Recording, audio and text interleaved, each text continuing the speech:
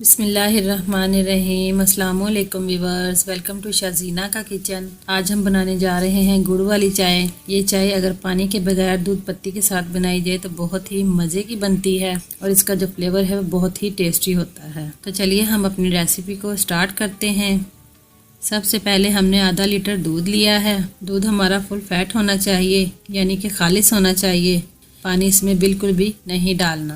दूध को हमने एक पैन में डाल देना है और थोड़ा सा गर्म कर लेना है और चूल्हे की जो फ्लेम है वो हमने हाई कर देनी है। दूध में उबाल आना शुरू हो गया है। दूध हमने आधा लीटर लिया था, इसलिए हमने इसमें गुड़ या शक्कर 2 से 2.5 चम्मच डालने हैं।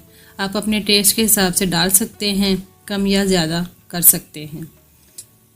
अब हमने हल्की आंच करके दूध को पकने देना है। दूध और शक्कर को एक साथ पकाने से ही हमारी चाय का फ्लेवर आएगा। अब हमने इसमें 3 से 4 सब्ज़ इलायची डाल देनी है और इसको मज़ीद तकरीबन 4 से 5 मिनट पकाना है। व्यूअर्स, अगर हमने चाय को खालिस यानी दूध पत्ती बनानी है तो पहले ही मीठा डाल देंगे जैसा कि हमने डाला है, और अगर आपने तेज़ पत्ती वाली चाय बनानी है तो आप पहले कहवा तैयार करेंगे, उससे फ्लेवर में बहुत ही फ़र्क आ जाता है।